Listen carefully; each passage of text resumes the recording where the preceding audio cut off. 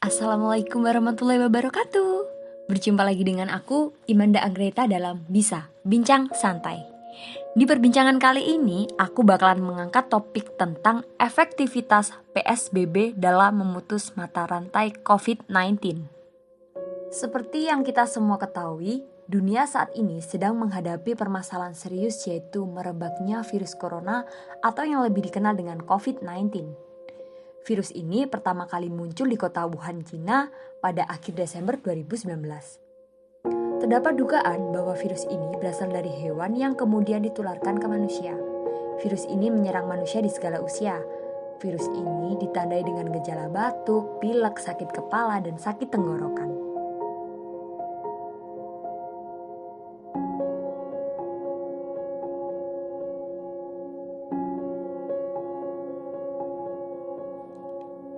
Gejala yang hampir mirip seperti demam biasa inilah yang menjadikan virus ini susah untuk dikendalikan, karena tidak sedikit penderita yang telah terinfeksi dengan indikasi gejala yang telah disebutkan tersebut beranggapan bahwa penyakit mereka merupakan flu biasa.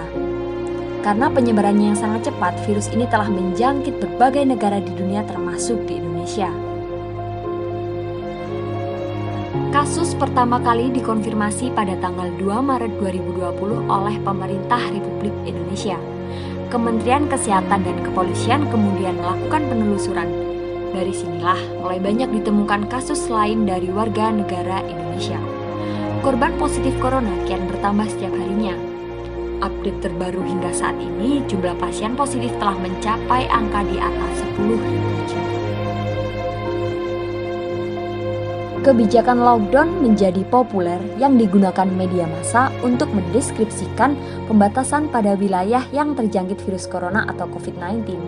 Sedang karantina ialah istilah yang dikenal di dunia medis. A quarantine berasal dari bahasa Italia yang berarti 40.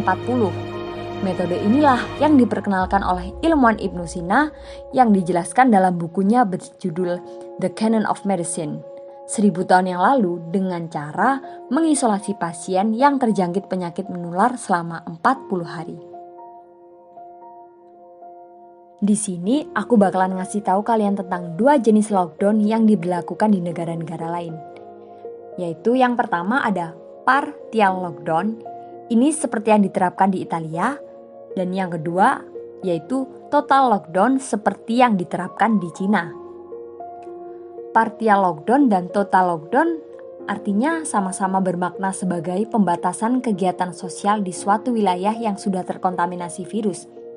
Perbedaannya ialah terletak pada full quarantine dan pembatasan. Jika di Cina yang menerapkan total lockdown, yang memberlakukan wilayah yang artinya tidak ada orang yang boleh keluar masuk dari zona yang telah ditetapkan, dan jika ada yang nekat melakukannya, maka akan ada upaya penangkapan. Selain negara Cina, juga terdapat negara lain yang menerapkan total lockdown, antara lain El Salvador, India, dan Saudi Arabia. Sedangkan di Italia, yang menerapkan partial lockdown hanya memberlakukan pembatasan kegiatan masyarakat dengan melibatkan aparat hukum untuk melakukan pemantauan, yang artinya masyarakat di Italia tetap bisa berpergian keluar satu wilayah ke wilayah lain jika ada kepentingan mendesak. Irlandia, Polandia, Spanyol, Perancis, Amerika Serikat, Filipina, Malaysia, Inggris, Selandia Baru, dan Rusia juga menerapkan partial lockdown. Pemerintah Republik Indonesia membuat kebijakan pembatasan sosial berskala besar atau PSBB yang dilakukan sejak tanggal 30 Maret 2020. Sebenarnya PSBB yang diterapkan di Indonesia ini hampir mirip sih dengan partial lockdown yang diterapkan di Italia.